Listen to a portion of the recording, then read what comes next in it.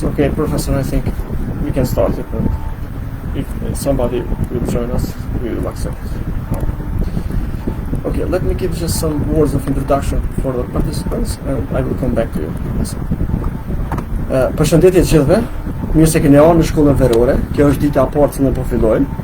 Shkolla verore dedikohet sigurisë kibernetike dhe privatësisë. Mirë po këtë radhë, këtë edicion, kemi menduar me pasë dy tema tjera, të cilat do t'i shtjellojmë gjatë ditëve në vazhdim.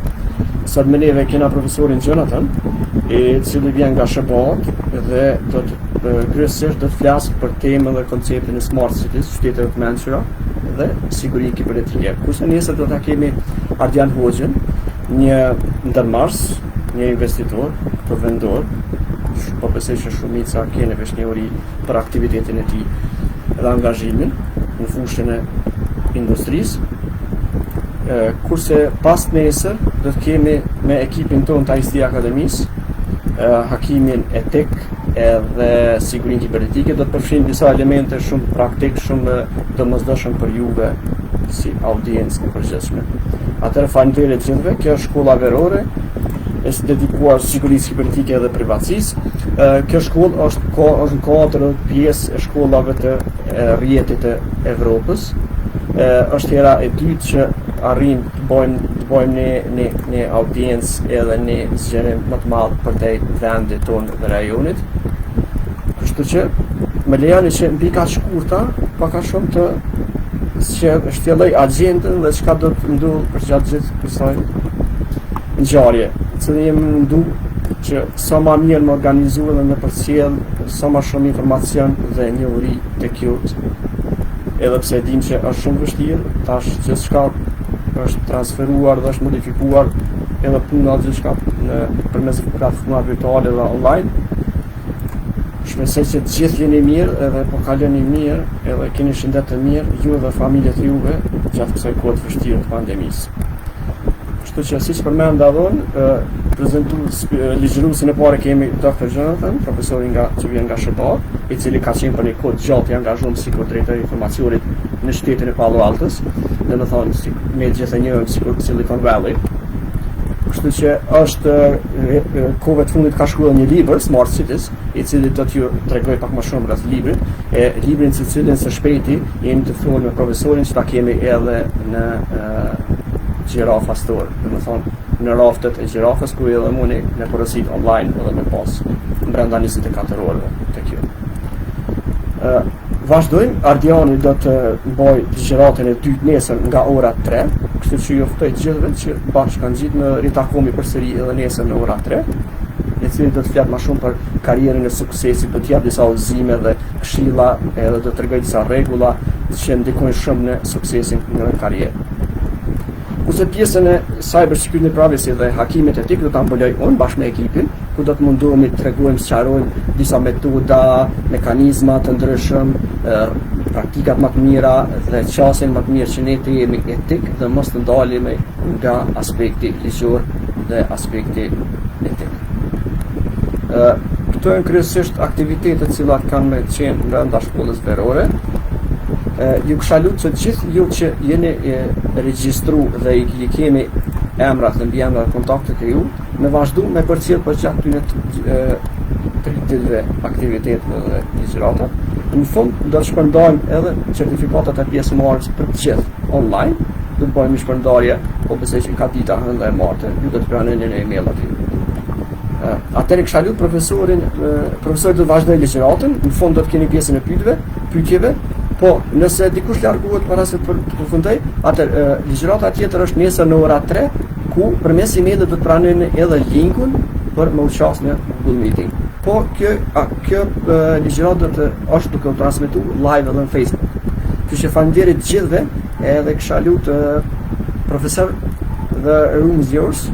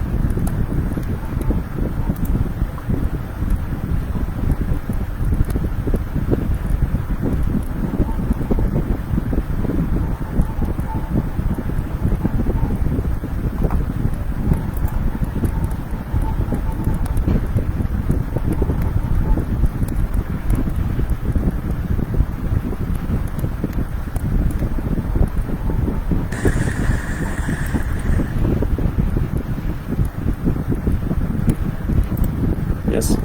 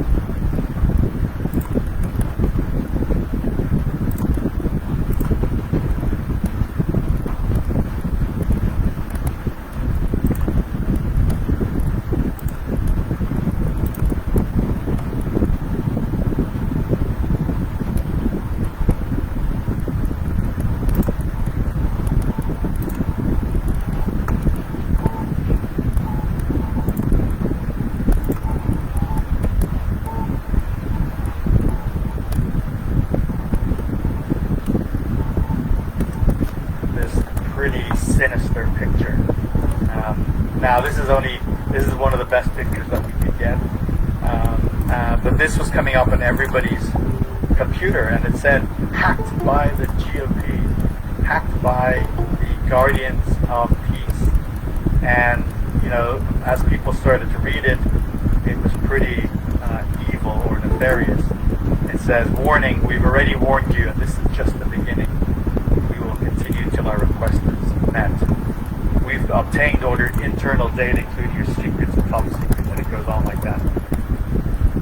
What else happened? So these hackers had not only hacked into all the computers and servers at Sony of this particular facility, but they had wiped all the machines. They had wiped them. So when a person turned on the computer and saw this is all the computer could do, because there was no data. And they had actually wiped it right down to the base level of the hard drive. Now, even more nefarious is, before they wiped all the computers and many of the servers, they also backed them up. They backed them up so that they would have the information later that could blackmail Sony. So here you had a 21st century company in Los Angeles, in California. None of the computers work, none of the servers work. The entire complex now is back in the Stone Age. There's no email, so they have to get runners, people to take little notes between offices. It's really like the good old days of Hollywood. And in fact, even there's a dining restaurant, and there's a store, many stores on the studio facility, and nobody can even take cash because the point of sales machines have been hacked as well. So people are writing IOU notes, IOU notes. So they would say, I will buy, a hamburger for $1, but I promise to pay you for tomorrow when I have cash with me. I know you can't take credit cards right now. So the company was in pretty bad shape, and over the next few weeks, things just got worse and worse.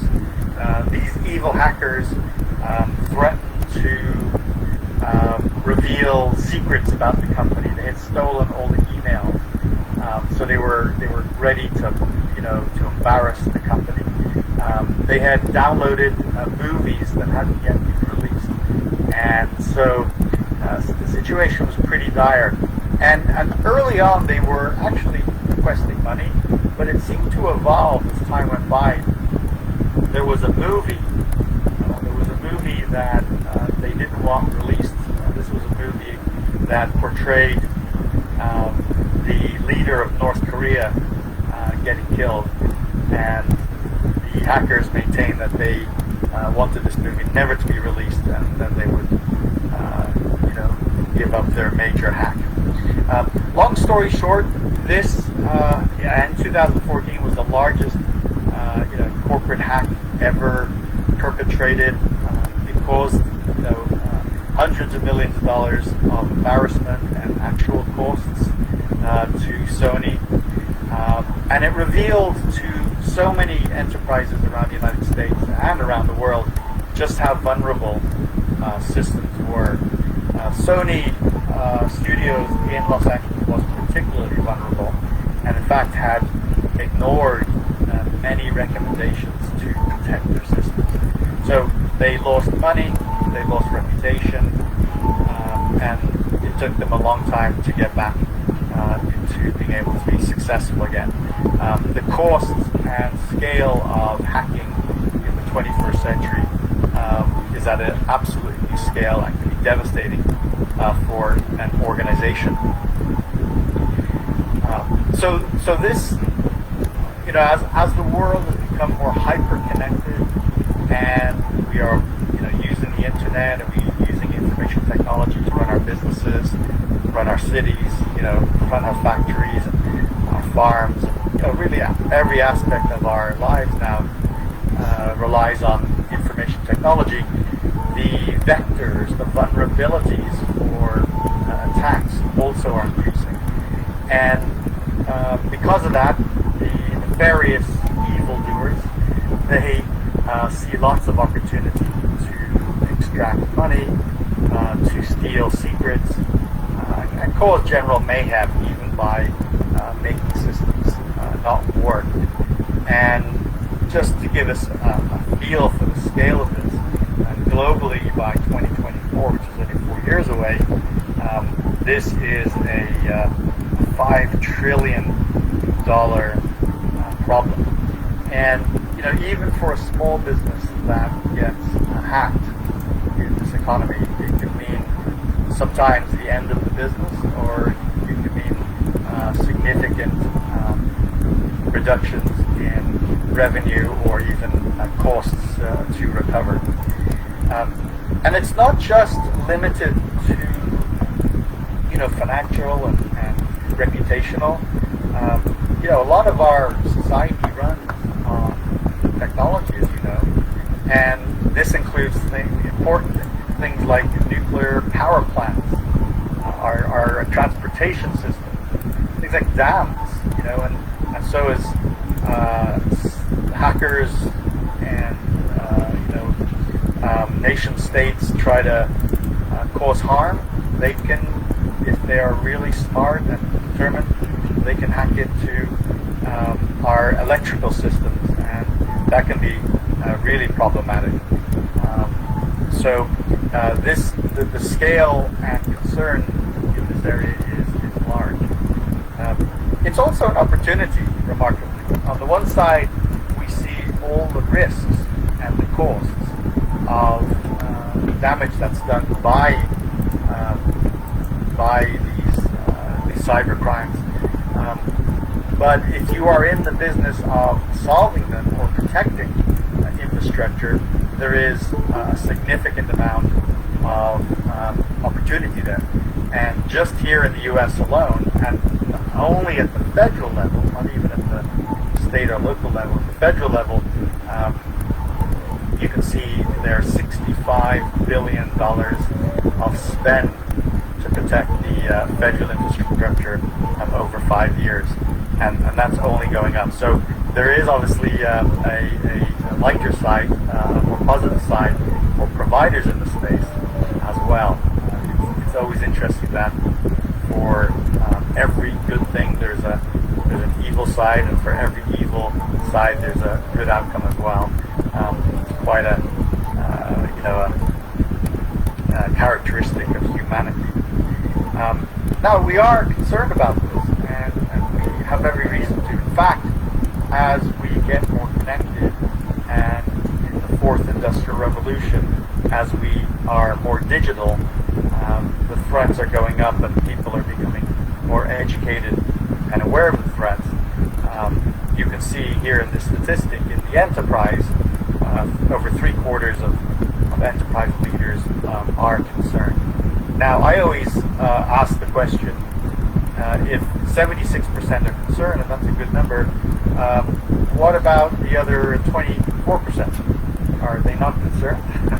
And if they're not concerned, why? So we still have some ways to go to educate people, to inform leaders about risks. So that's still part of the problem, is there isn't universal recognition of the level of issues, right?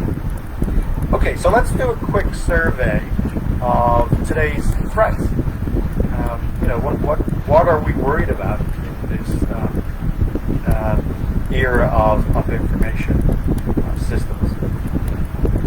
Well, I wanted to just quickly do a review of some of the very big areas, and the first one that I will identify is the biggest issue. It's a phenomenon called phishing, with a PH there, phishing. And with phishing, what we're talking about is the crime is committed by a nefarious actor getting the credentials of another person to be able to enter a system. Now, this could take the form of an email to any one of us or to the CEO that asks for information. That request looks pretty honest, and we end up entering our credentials, which the bad people get, and then they can get into our bank accounts or into our corporate systems. There's a additional flavor of this called spear phishing. And what that is when the criminals go after a particular individual rather than phishing, which is an email or a hack that is distributed widely. In spear phishing, the email could come from what looks like your colleague. So there's very good examples, and even I've seen this personally, where when I was working for the city of Palo Alto, the city manager, the person in charge of the city, got an email from his colleague, who's the chief financial officer, saying that I need to make a quick payment for, I think it was $60,000. Just need your authorization. Can you respond here with a quick authorization? And our city manager, smart guy, knew something was up and didn't do it. And of course, we were protected.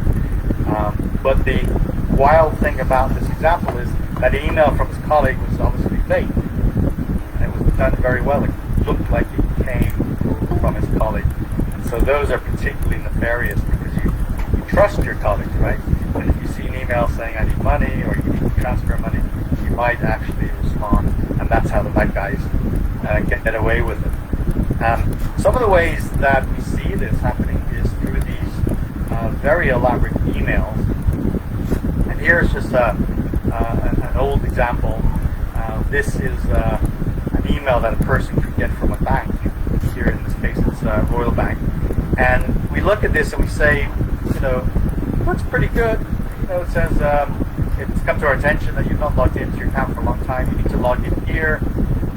And if you do, then we can make sure that your account is live still. You still want this account.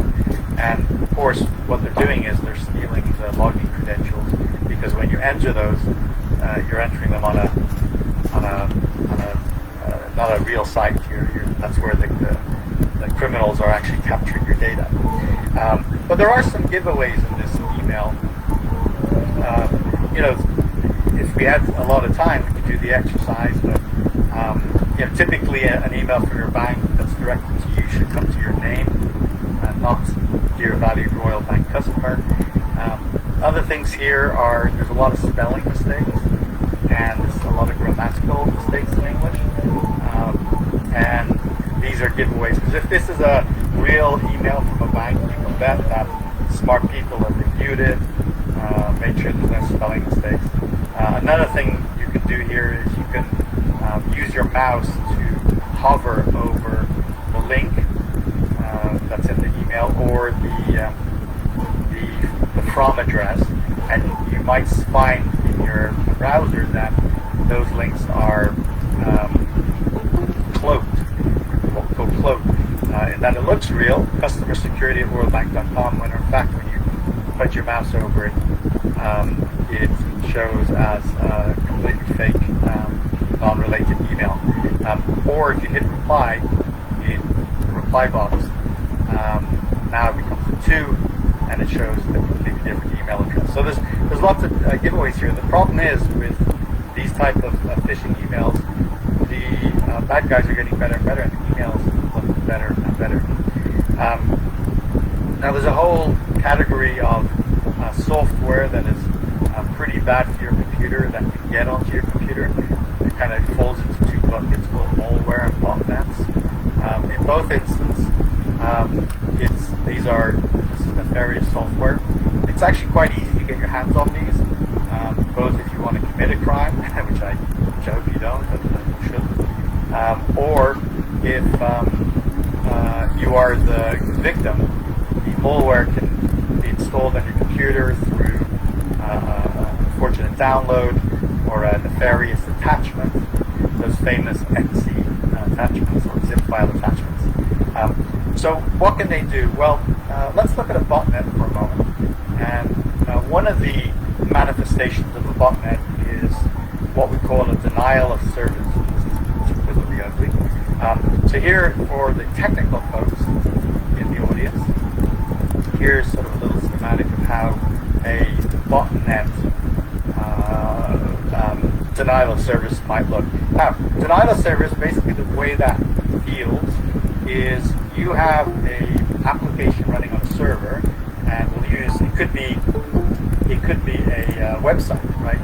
You're the business owner and you have a website, and you sell something on that website. You sell books, and suddenly when people try to go to your website, they can't reach it. They get all sorts of errors saying everything from website unreachable to website not found, or they get this classic 404 error. And if you're the business owner, you're not happy because your website is supposed to be selling books all the time, and now of course there is what's called a denial of service. The service is being denied. Why might this be happening? Well, who knows why you're being attacked? Maybe you have a very, very angry customer. that can be one of the reasons. It can be for political reasons, of course. It could be just for vandalism, just people doing it because they're playing a game and they want to see how many websites they can deny service. And so the hacker's machine here at the top, distributes software and commandeers these other, innocent computers. It could be yours. Call these zombies. And the botnet, which is the software, then goes ahead and bombards the target device, both the router and the server, with overwhelming amounts of information, data streams, and then this makes the machine unusable. It's pretty evil. A version of malware, mal being short for malicious, malware software is the most popular is something called ransomware. And hopefully you've never been the target of ransomware. But this is when bad software gets on your computer, again through an attachment, through a download, or visiting a nefarious website, and pushes some software onto your computer. And then the software is programmed or allows the criminal to block one of your folders and not allow you to have access. So imagine for a moment, on your computer at home, you've just got married and you have all these beautiful pictures in a folder on your computer, all these wedding pictures, right? You're so happy and you're getting ready to review them, and you click on the folder and it says, nope, you can't access it. We will give you access if you pay us a certain amount of money. But typically it's cryptocurrency, so you have to pay in Bitcoin or another cryptocurrency. and that's the only way you can open it. And the ransomware is so significant, so severe that there really are few options, if any, to be able to access that folder without paying the money. Many people do, unfortunately. Now, in the worst case scenarios, ransomware actually blocks the use of entire infrastructures, and we've seen very big businesses and cities be the target of ransomware, and they've stopped functioning for days and days, and sometimes weeks. We had several big ransomware attacks here in the United States. One in Atlanta. Atlanta is a major city in Georgia. One in Baltimore, also a major city in a state called Maryland. And these cities were not able to function for, in some cases, a few weeks. They often pay the money, and sometimes they just have to deal with the pain of trying to get their systems back online, working with cybersecurity companies.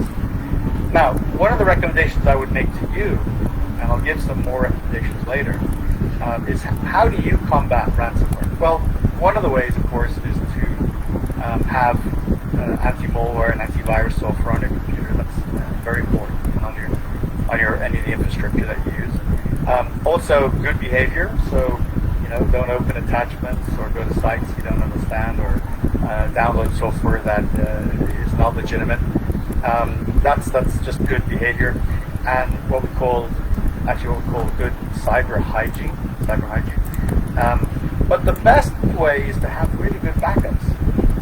I know it seems like such an obvious thing, but backups are really, really key.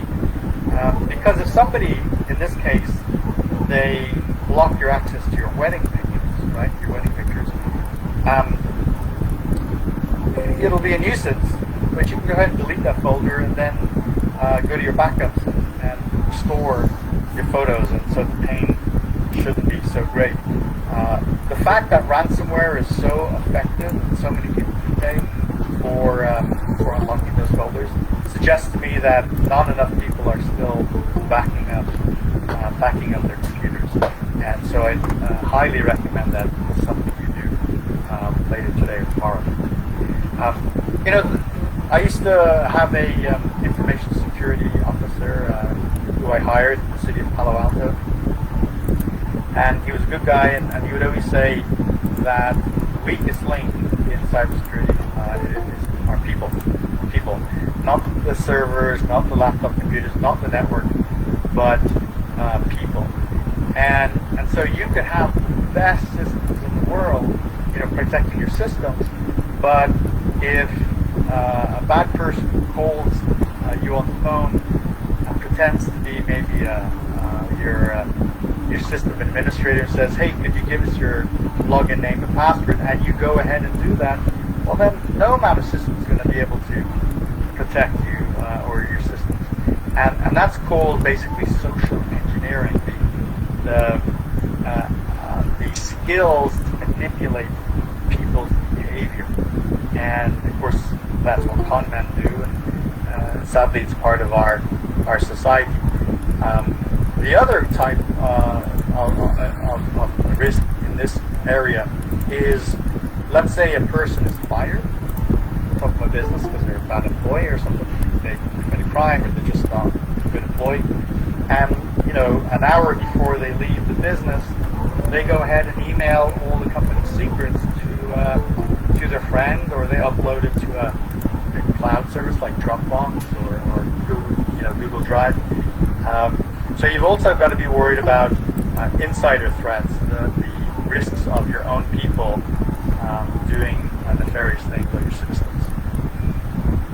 Now, one of the obvious aspects of our information revolution is the proliferation of different types of devices connected to different networks. And just in the last few years, we've seen an explosion of connected devices. Sometimes we call these Internet of Things devices, just when you start to connect more devices and things to the Internet. So you see here the smartwatch, and you you've got Amazon's Alexa, connected thermostats, point of sale systems, and on and on. And really, they come with so many advantages. Obviously, this information revolution is providing us with so much incredible new capability. Sometimes once we have the tech, we often wonder how we lived without it, right? How did we live without our smartphones? That's what I wonder. How did we live without smartphones? And I'm old enough to have grown up in a world without phones or pagers, mobile phone pagers. So it's amazing to me that yes, we did live like that, but now we rely so heavily on all these new gadgets and devices. And every one of them, while they bring so many advantages, also increase the opportunity space for criminals to hack your system, to steal information, to create a ransom, whatever it is that they try to do. In the case of a point of sale system there in the bottom left of my picture, these systems are really cool for recording transactions in particularly retail, but they also are storage devices for credit card information. And some of the biggest hacks in America over the last decade were hacks of these point-of-sale systems, and millions and millions of credit card numbers were extracted from major retailers, which is obviously a big problem. Now, I want to kind of take you to cities. I want to kind of bring us down now from the general space of cybersecurity, which is important, but now talk to you about cybersecurity in context of our cities. This is the world in 2020. Now, not every city looks like this. I'm told that this is in India, and what you do see in this picture are many of the characteristics of our cities today. We can first acknowledge that the majority of humans live in an urban environment, and remarkably, anywhere from 1 to 3 million people are moving into cities every single week now. Every week, we are building the equivalent of New York City. We're building the infrastructure of New York City somewhere in the world, spread out across the world every month, and we will do that for the next 40 years, right? Building New York City every month for the next 40 years. So our future is firmly in an urban context. By the middle of the century, 70% of us will live in cities, and by the end of the century, that number will be closer to 80 and even 90% of all humans. And what you see in this picture are problems around transportation, right? You can see how our cars have created so much congestion. We have decaying infrastructure, right? You can see how a lot of this infrastructure isn't in good shape. You can see the wires for the telecommunications here. It's all tethered together very temporarily. It looks like at any point you can see some of this being damaged. And all of this, of course, is creating a lot of carbon emissions, which is heating up the atmosphere. And if you believe the scientific consensus, which I do, we're in the early years of a climate emergency where the Earth is heating up, and that's going to have all sorts of negative connotations for us. So we have some real big urban challenges to solve. Cities have been very good to us. They have lifted more people out of extreme poverty than anything else.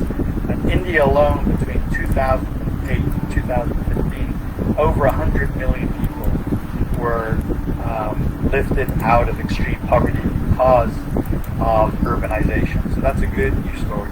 But of course, with every good news story, as I said earlier, there are challenges, issues. There are issues of inclusion. There are issues of equality and equity. There are issues of a digital divide and not evenly distributed opportunities for education and opportunity. So our cities have considerable challenges. In fact, if you ever are interested in working in a urban context, or either just as an employee or to be a tech professional or even a provider in the cities, there is abundant opportunity. There is abundant opportunity. And here's my quick little summary of some of the growth areas in a city, both for jobs but also for building innovative solutions. It can be anywhere from water management to energy, waste management, public safety, and on and on. This is just a very brief glimpse. In every one of these areas, we have enormous challenges. We have big problems to be solved. Take, for example, water. In many cities in the world, the water that flows from source to your home or to your office, sometimes between 10 and 30% of that water can leak on its way to your final destination. In many developing areas, such as in this picture, you could see water systems that lose 90% of their water before they ever reach their destination. And remember, water is a scarce resource.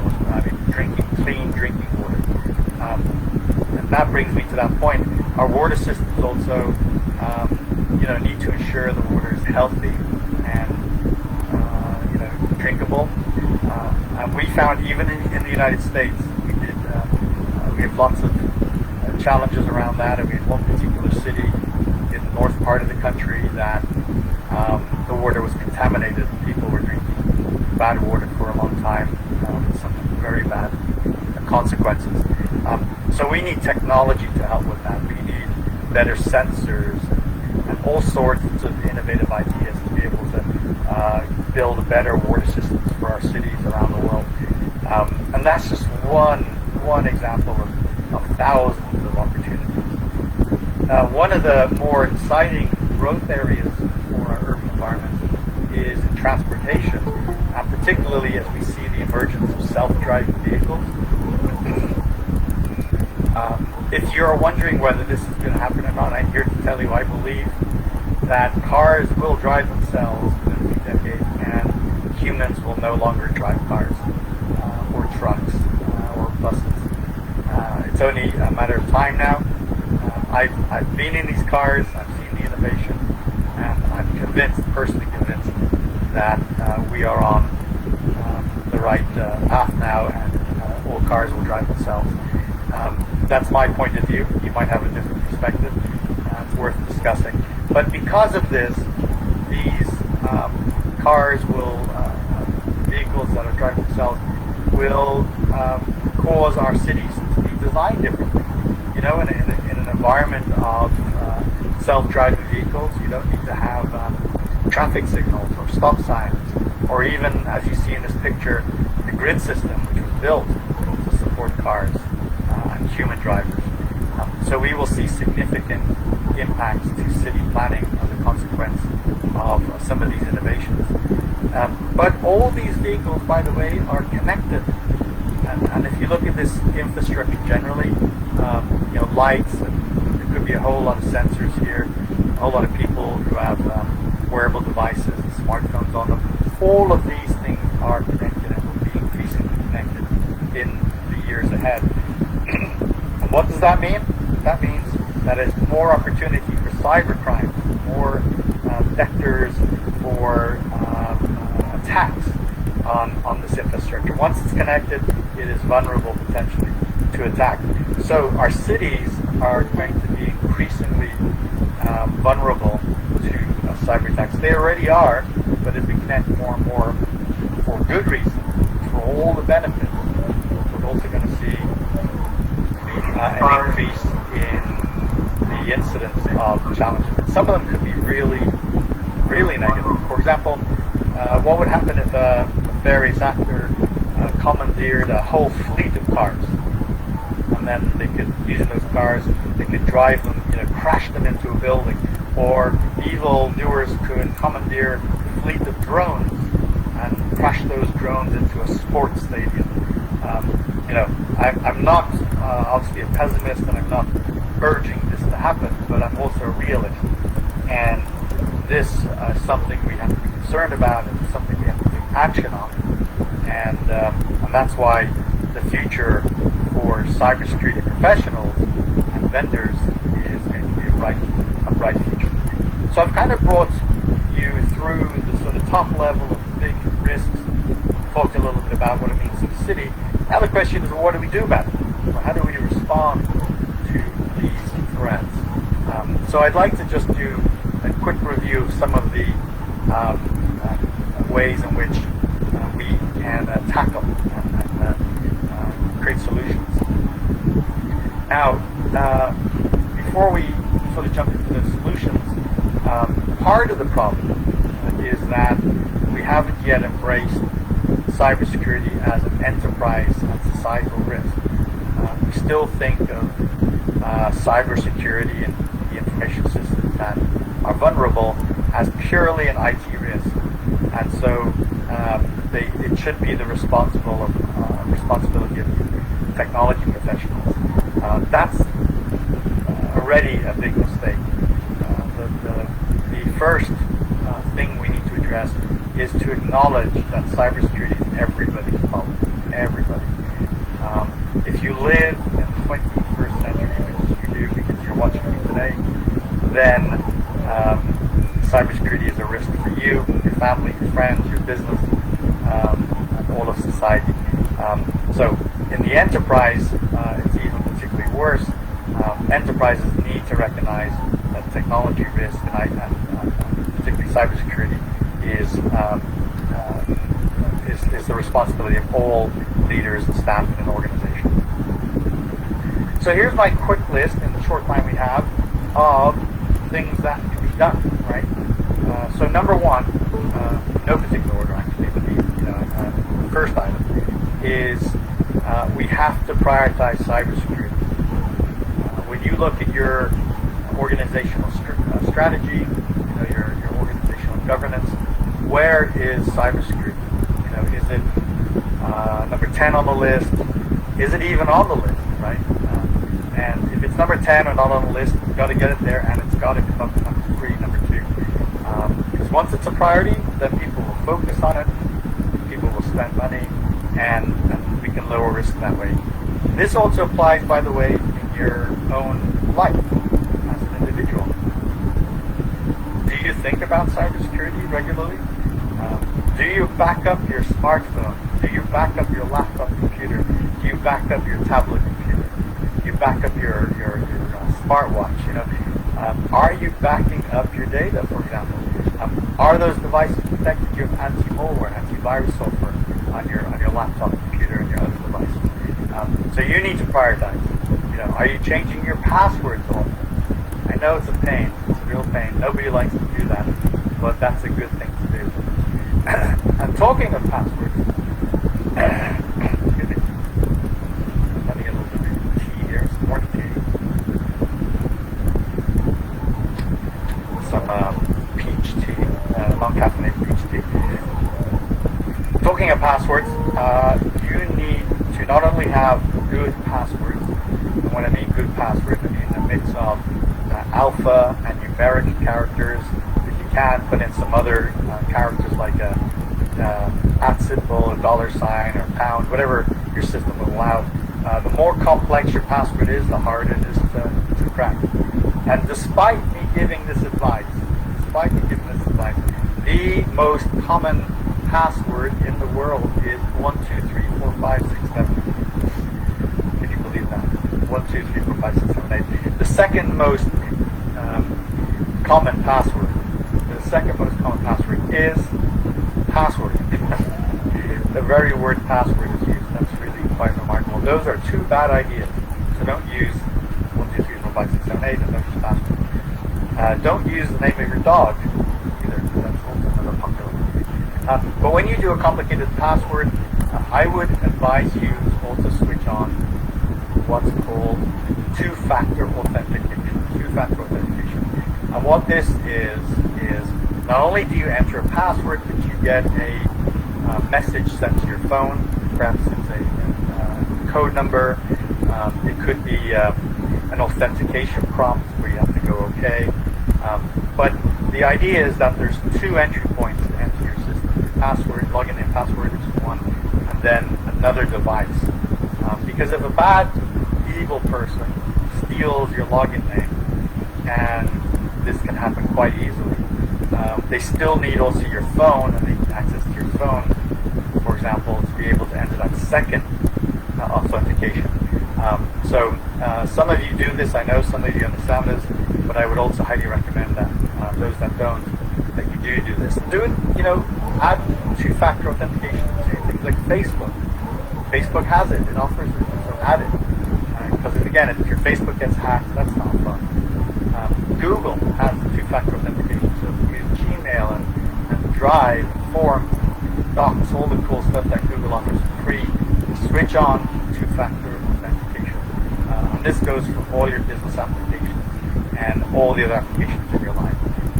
It is an inconvenience, but I can tell you this: if you ever get hacked, that'll be a much greater inconvenience. So you choose, and I would suggest you choose two-factor authentication. For organizations, they should encrypt their data. So even if the evildoers get the data, there's not much they can do with it, at least not now. So encryption is a good idea. If you're brave enough, you can do this on your home computer as well. I have found that the area that is often least addressed and has some of the biggest return on the investment is security training. If I was with you there in the room, teaching this class or doing this webinar, I would ask, put up your hand if you've ever attended cybersecurity training. Or I would say, put up your hand if your organization provides regular security training. And it would be very interesting to see who does and who does not. Every organization should do this today. That kind of training helps across the board. Plus, it reduces the likelihood of social engineering that I told you about earlier. Social engineering, where you are the weakest link when it comes to penetrating systems. Keep all your systems up to date. Again, with your home computer, if your home computer or your phone is prompting you for an upgrade, do it. When it's convenient, do it, because it's those service packs, those upgrades, which are normally they try to fix bugs and add more value, but in there are usually some security fixes as well. So you need to have the most current version of your software. Don't forget that mobile devices are now part of the cybersecurity domain, so they need to be protected as well. And finally, sadly, we just have to spend more money on this problem. Enterprises need to super focus. As we said in number one there, they need to prioritize, but they have to spend money. And this also applies to our cities and our city leaders. They need to recognize that the cyber risks to our cities is substantial, and it's going to cost money to put in place, all the protection mechanisms, everything from antivirus and malware to intrusion detection systems, and on as we get more connected in our community. It is remarkable when you do a survey that still only 50% of businesses are providing, on average, security training. Just a few points here as I wrap up today. We need to have good expertise, good leadership in our organization to manage cybersecurity risks and to implement cyber hygiene, good behavior when it comes to cyber risks. And so the role of the Chief Information Security Officer, or CISO, now is increasingly popular and valuable. Underneath the CISO, you have security analysts, a whole variety of security professionals, providing now a lot of new career opportunities for you as you think about what you're going to do in your life. this is a growth area, In a world where we have automation, and we see unemployment, and we see some real challenges in the future, cybersecurity for jobs is a growth area, and I would encourage you to explore that if you're looking for a great career. Now, my final point that I want to just end with here, before I take some questions, is you can't protect everything at the same level, nor do you have to. So when you look at an organization and you might have, let's say, 100 applications, and you may have 50 offices, whatever it is, not everything has the same level of risk. Right? So you don't have to apply the same amount of investment, the same amount of tools, the same amount of talent on every single issue. So my recommendation is to take what's called a risk-based approach, which is you inventorize all of your applications and all of your risks. Then you prioritize, 1 through 100 in this case. Like, here's our number one risk. Let's spend the most amount of attention on that, the most amount of money. Here's our second risk. And that way, it's first of all super focused, but also it's the best use of your limited resources. So there is my very high-level introduction to cybersecurity and smart cities. If you are interested in this topic, I want you to know that I wrote a book on it. The book right now is a bestseller and is available all over the world. You can, if you're happy to get it delivered, you can go to smartcitybook.com. I also offer a signed version of the book. You can request a signed. I will write a note inside the book and send it to you, and you can go there and request it at shop.smartcitybook.com. That's the second link. And I believe that ICT Academy is going to try to have an inventory of the books too, so you can get them locally there in Pristina.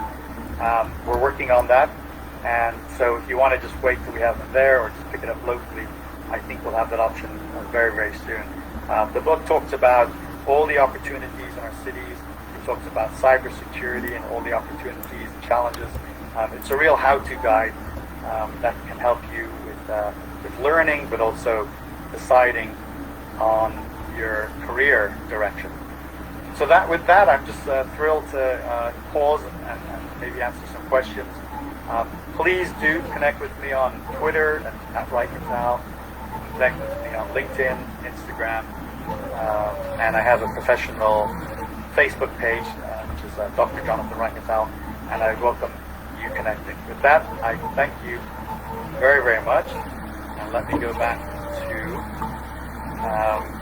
Google Meet here. Thank you very much, Professor. It was very, very good and pleasure to hear you. Okay, it's time for question and answers. Pra është koha për pyetje dhe përgjigje, nëse ka dikush lirisht.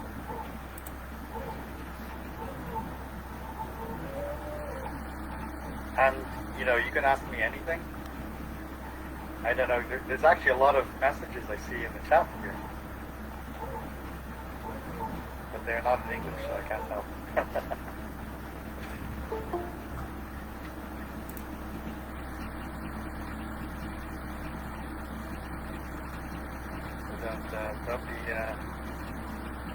Don't worry about your question. Ask me anything. You can ask me about Silicon Valley if you like. Yeah, of course. We dream of it. Hi. I have no technical for joining the meet, and so I think later on explaining the whole talk this game. And I was wondering for a teenager like me, how can a teenager approach this profession if they like, and are there any opportunities to just get to know the field? I was wondering. Yeah, that was Margita. I think Margita asked that question. Yes, thank you very much for a terrific question. And yes, I've got great news for you. There's a lot of things you can do if this is interesting to you. We have so many resources available, and so many are free, right? So there's a few things I would recommend very quickly. One would be, I love YouTube. Spend time on YouTube.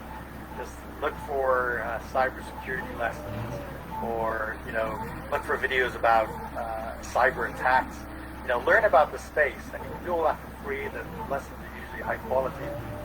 Just learn about cybersecurity, like what is the full range of the challenges that we have. What are the different types of challenges? What are the different solutions? What are the different vendors? So just have some fun learning about the space more generally. Then there are some things you can try. So there are ways in which you can you can download software that allows you to configure in a fictional way, in a pretend way. You can configure a router, that directs data around a network, and allows you to see what it looks like, the console and the different options. So you can do a lot at home just on your laptop or your tablet computer to play and experiment. Another two words of advice would be, I don't know if you're a younger teenager or an older teenager, but at some point you could be old enough to just do a walk in your shoes with somebody. You could find a company that you're interested in and say, I'd love to come to your office for a day or a week and meet with the cybersecurity professionals and just observe their work and get to know them. And many organizations are very happy to allow you to do that. And so you could look at that, no cost. People just like doing it. They want to tell you what they're doing and they want to help you. If you're a little bit older again, you could even look for a non-paid internship. So that would allow you maybe to work for summer or the winter, or maybe after school. You could spend some time in an organization, and they'll give you activities to do in a program where you can learn some very good skills very quickly. And the final advice I would have, when you're ready, maybe to go after this career more seriously, perhaps when you go to college or at the same time, is to look at maybe certification. There are a lot of different, very high-quality certifications. I imagine ICT Academy is going to offer certifications at some point. But there are also internationally recognized certifications that go from very like the basics of cybersecurity right through to super advanced, and those are really in high demand in the marketplace.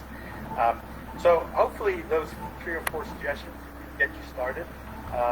If you are still looking for more ideas, reach out to me. I would be very happy to help you try to steer how you might pursue that really wonderful career. Thank you for your great answer. Good luck, Ardita. Good luck. Professor, I have one question. Which countries or cities are on the first place, 3 or 5 place with smart cities infrastructure or something? Yeah, I get asked this question a lot, and it's a difficult one to answer because it depends how you measure it. Very often in the smart city space, what cities do are a reflection of the city. So for example, what's important in Christina might be very different to what's important in New York City or in Sydney, Australia. So Australia might be working on solar energy, let's say moving to solar energy, whereas in Christina you're working on maybe improved water systems or something. So very often a smart city is so personal to the city that it's hard to compare. We don't have that great benchmarking capability. That said, if we just kind of rise up to the highest level and say, what cities are kind of running pretty good, what cities have great leaders who are pushing for better services, that are investing in their communities. And I see a few. They're probably reasonably obvious to you. Dubai in the United Arab Emirates, and Abu Dhabi. That area, pretty impressive what they're doing. Singapore has always got good marks because they have the right size and scale and wealth to be able to super focus on good quality of life. Melbourne, Australia, have really made smart city initiatives a big part of their way they operate. Barcelona in Spain, they had a very progressive mayor a few years ago who massively promoted their smart city efforts. They did some cool things with waste collection, waste management, and with public transport, notifying people when buses were coming. This was before it was already that popular. Here in the U.S., we have a pretty mixed bag. New York City has done some good things. San Francisco, of course, is quite a tech-savvy community. Isn't where I'd like it to be, but it's still ahead of a lot of cities. And where else? Moscow, Russia. They actually have quite a few very impressive smart city initiatives. I've been impressed with their work recently after doing some research. So I would say those are sort of in the top 10. And then there's a kind of a long list of smaller cities around the world doing kind of interesting things. And it's sometimes the small cities that aren't getting, publicity that are just quietly doing good work. Okay, one more question. Dr. Jonathan. Dr. Jonathan? Yes, sir. Okay, my name is Yannick. So, one more question of curiosity. So, what about the technology? The technology is coming very fast. And we have to be aware of the nature. What is happening with the nature, what will happen with the technology, and what will affect our environment. So what do you think about that and about the book that you wrote? So that was my question. I'd like to know what will be the better thing to do in order to not destroy the environment and use technology at the same time, and also employment because there'll be machines that can do work that people can do, right? So people will be losing their job. So what about the people who doesn't know the IT, who doesn't know how to program, who doesn't know how are they going to live that time? So also this will be employment. So what do you think about that? Sure. Great question. Wherever you are, there's somebody who's whistling. They're very happy because I can hear a whistler there. but thank you for two. There's a lot of parts to your question. I love your question, but there's two parts I'm going to pick out. One is how can we, do good work, do innovation, progress society, but also protect the environment, protect nature. This was the first question. And the second one, what about jobs? Like if everything is done by computers and robots, what about us? What about our jobs? So these are questions and we have to be asking every day, and we need to be concerned, and we need to be motivated to take action. We cannot ignore these two essential questions for our society. The first one, big organizations can do a lot. Big organizations can, choose to use more environmentally friendly products. Big organizations can use less water. Big organizations can design their buildings so they're more environmentally friendly, so they don't use a lot of electricity, creating heat or creating the air conditioning. So enterprises can make all sorts of decisions that reduce their footprint on the environment. And many are, but we still have many more to do that. In terms of our cities and the technology in our cities, there's a lot more we can do. I'm quite an optimist because you see, for example, the migration from the combustion engine, gas-powered cars, to electric cars. And that in of itself, that one change from gas and petrol to electric can reduce the carbon footprint of cities by an enormous amount. Given that transportation is creating about 70% of the carbon emissions in many cities, if we can reduce those carbon emissions, we'll make a big impact. But what cities are also doing, which is really key, is they are planting more trees and they're converting roads into parks, and they're building more parks and more green space. And I think that's a real new focus area. We have put too much emphasis on concrete and on steel and creating sort of these sometimes not very beautiful cities in the world, because we have forgotten that trees and rivers and grass and parks and quiet areas for people are so important. So we need to do more of that. Final point on that question. We need more innovators. We need more people to create businesses that are about protecting nature, protecting the environment, informing people about their resource consumption, how much power they use, how much water they use, how much waste they produce. On the question of automation and jobs, we are going to face a major challenge here in the decades ahead.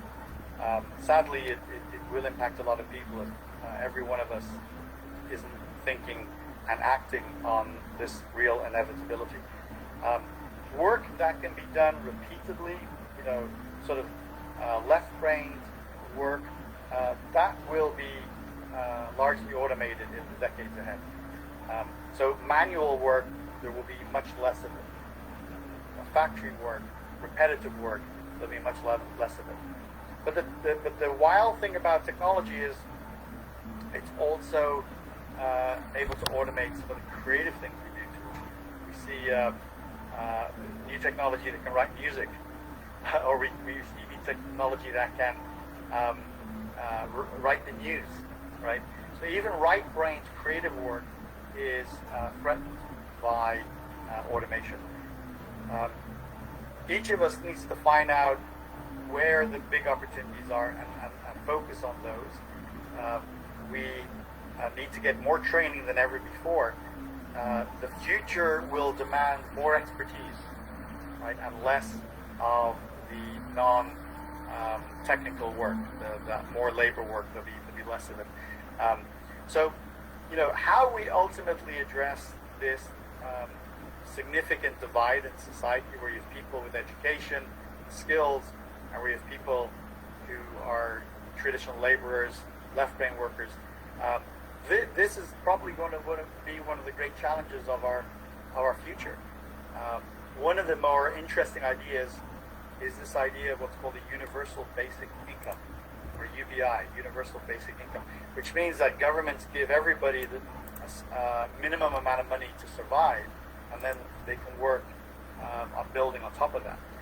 It's a controversial proposal, but it's been explored in many countries, and I'm also curious to see where it goes. But it's some of the type of bold ideas that we will have to explore if we're going to really have a more equal society in the future.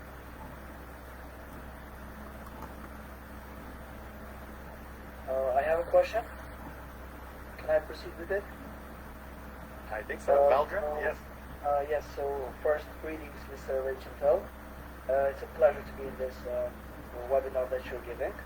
I had a question on building a great, solid cybersecurity career. So what certifications are valuable or great on giving us a boost to improving and specializing in this field? Well, there's a range of certifications.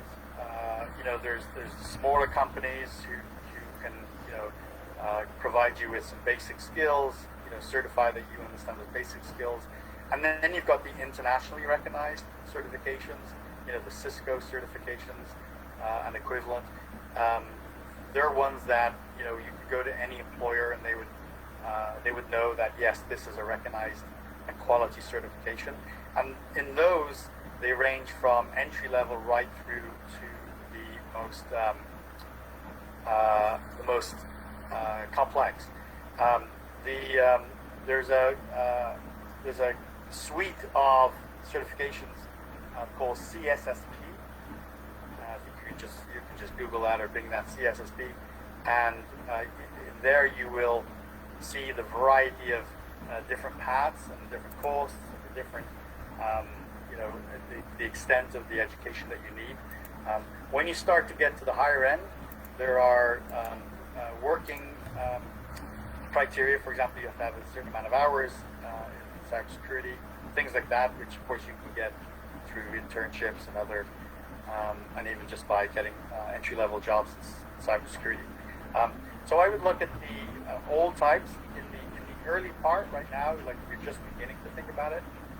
I would say just some basic IT skills, some IT certification, and then maybe an entry-level cybersecurity certificate, and then plot your CSSP. Go after the big one, but plot it over, maybe 1, 2, maybe 3 years tops, and that should position you very, very well. Hello? Okay, thank you. Thank you. Is this Albin? Yes, hello. I have 2 questions, if I may proceed. Yes, please. Okay, so the first question is, how do we protect sensitive information handled and stored by third-party vendors? And the second one would be, is it okay to use a password manager like the one that comes with Chrome? Thank you. It's a great question. The first question is easier than the second question, I think.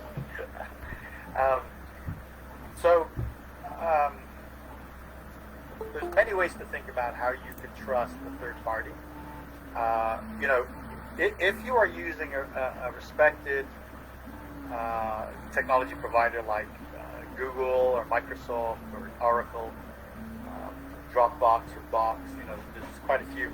They are very motivated to protect your data because their reputation relies on it.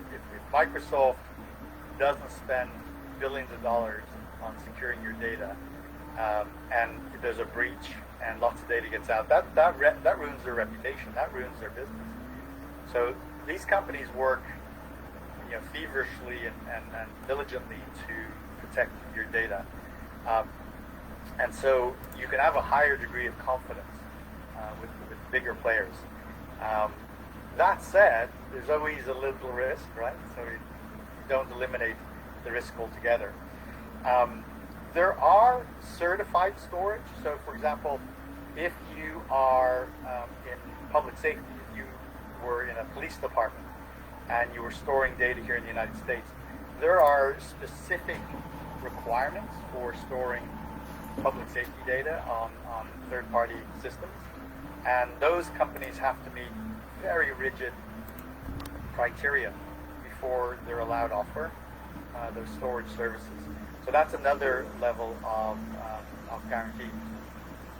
I think the last maybe suggestion to that question is, if the data is really confidential, is think about encryption. Think about encrypt it before it is sent to the provider, the third-party provider, if indeed that's if that's even possible. But if it's simply just storage, then I think you can encrypt it. But if it's something like Salesforce or a software as a service platform, you may have less control. You just want to make sure that they are adhering to some basic cybersecurity standards. Yeah. So the second question about password managers. Okay. So password manager, it obviously increases your convenience because as you go to different sites and applications, it automatically enters your password. You don't have to remember them. And then the question is, how are they protected? Well, they are inside a password manager that in of itself has a password and login. So I'll tell you my personal experience. I don't use one myself, and I get very frustrated because on any given day I'm probably guessing passwords to a couple of applications because I've forgotten, or I have to reset a password, I just find it really, really frustrating. And fortunately, there are some nice new tools. There's the authentication on your phone you can use, and there's the thumbprint, for example, the biometric cybersecurity, which is easier. the password managers, if you choose one of the very, very, very respectable ones, the ones that are sort of top of their game, and you also enable two-factor authentication, maybe that's right for you. I worry about storing all my passwords and logins in one place, and it just seems like you're potentially increasing your risk. One of the most popular of the password vaults, and I can't remember the name right now, was actually hacked about a year and a half ago. I mean, it was terrible. So I do have some reservations. I know they're popular, so in a way, it's going to be your personal choice. You have to decide what level of comfort you have. You did give me the example of Google Chrome, and that has actually improved. It used to be very, very bad. So it's a lot better today. So those are my comments. I can't give a direct recommendation other than you need to determine your level of comfort. I personally don't use it. Thank you for the answer. My pleasure.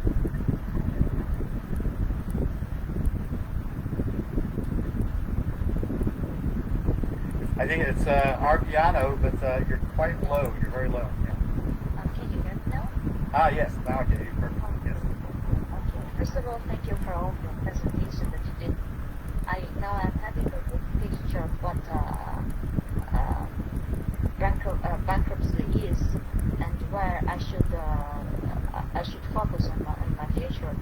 I'm a young programmer. I have like 5 months that I'm programming, and I'm very interested in this part. You did a very good presentation about the micro and macro scale of cybersecurity, but I'm much more interested on the micro part.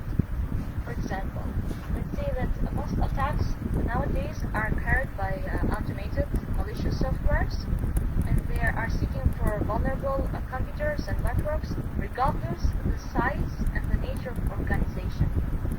I mean, if it was like a personal laptop or a big company. My main concern is about for startups, for young entrepreneurs who want to go to the market. Because at first our digital presence, we had it as a website or a Google account, because we can't afford it having offices and what would you recommend, or which would be your own approachness to this part? I mean, if you were a young developer, a young entrepreneur, and you can't provide you can't afford having the greatest IT in the world or greatest application, what would be some steps or some recommendation towards this part? Yeah, thanks for the question. Well, I'm a big advocate for software as a service. No matter if you're in the a big enterprise or if you're with a startup, it's particularly attractive for a startup because you can get all those tools you need, sometimes very low cost, even free. If you don't go over a certain amount of users or need to use a certain amount of capabilities. So your typical Silicon Valley startup, spins up 10 different SaaS applications pretty quickly. Things like Gmail, Slack, Dropbox, some of the open source programming platforms. Even the content management system could be Drupal or WordPress, and suddenly you have your full stack of minimum capabilities at low cost, and you're ready to go. This is very common here in Silicon Valley. And the good thing about using something like, let's say you use the whole Google application suite, you're getting all the benefits of Google security. They got hundreds of, they have billions of users now. They have well over 1 billion users. Again, as I said earlier, they're very incentivized not to have your data be at risk. So if you get attacked, you got another 1 billion people that are going to get attacked too. So they don't want that to happen. So I would say if you are, if I understand the question entirely, if you are, a young developer who wants to maybe build your own business, resources are pretty limited, and you want to get running fast, just choose that stack. Choose those 10 cloud applications that are absolutely essential for your business needs, and you can spin those up in a few hours. You're good to go. Your whole marketing campaign can be done on Instagram and Facebook these days for certain products. They're also often free until you get into some of the premium services. I don't know if that's fully targeted your question, but that's Yes, the time we have. Yeah, that's the point. I was wondering what I could do different. And, Sure. I mean, with small resources, but I see that Google is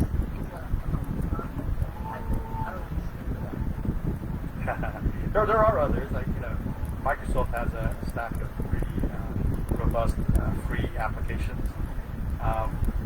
There's Zoho, and then there's a ton of open source which are worth exploring if that's also something of interest.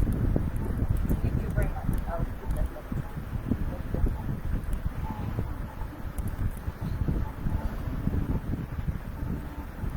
Is there any more question or?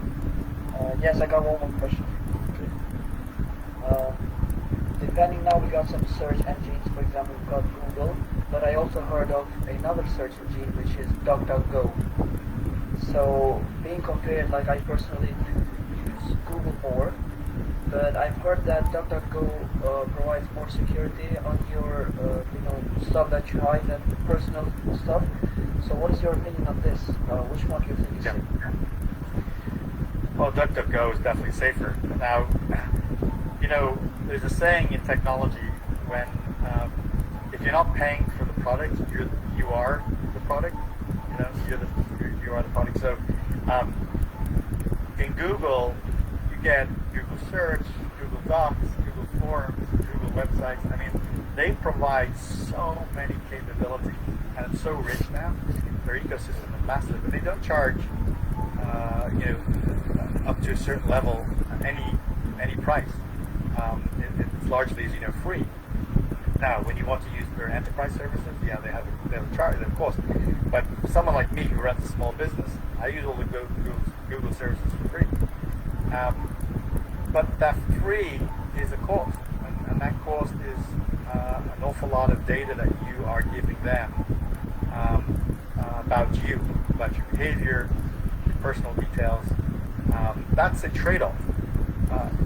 If Google gets you good results and you're happy with it, or Google Docs or Gmail, which is the most popular, gets you a great email service, they obviously want something from you.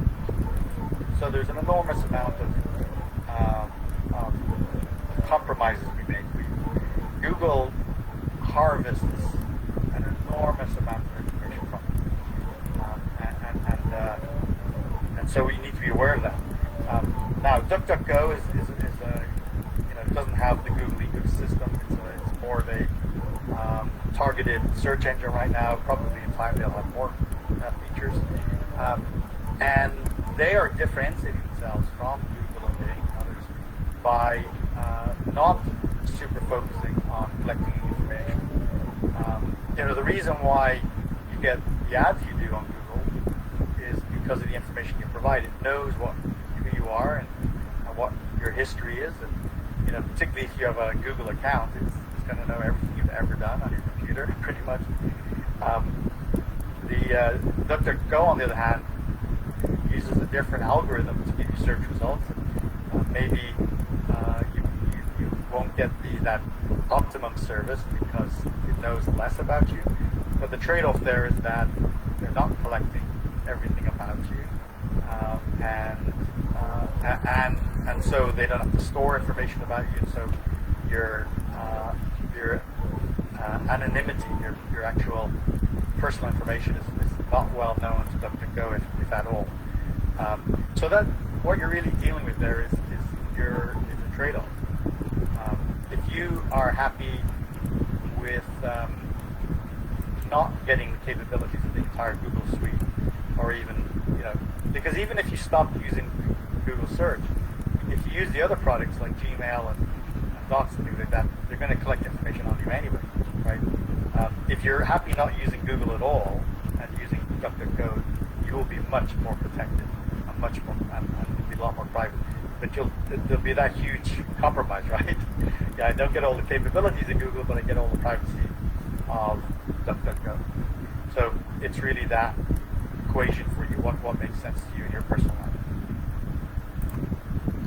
life? Yes, I understand everything. Thank you. So, okay. Professor, I think we got to the end. Great. If you do not have something else to say, no? I would just say, Yeah. pick up my book. The ICT Academy is hopefully going to stock it, and you can talk to them later. And we can even get you a signed copy if you like, which I'd be thrilled to give you. It's been my pleasure. Thank you. These are great questions. It's been fantastic. I think we had at one point well over 100 people, which is so fantastic.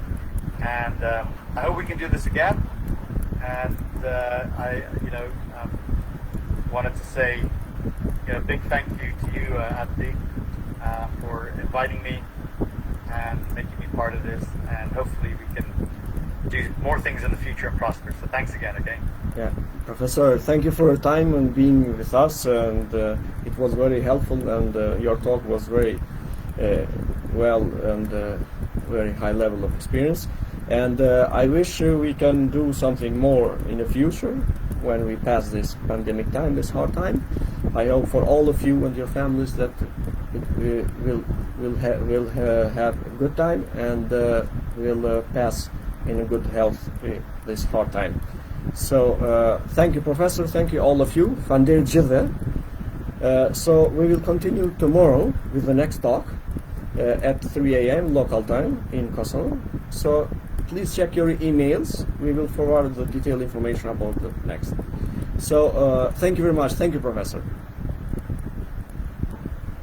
Thanks and good luck, and congratulations to everyone. Thank you. Bye.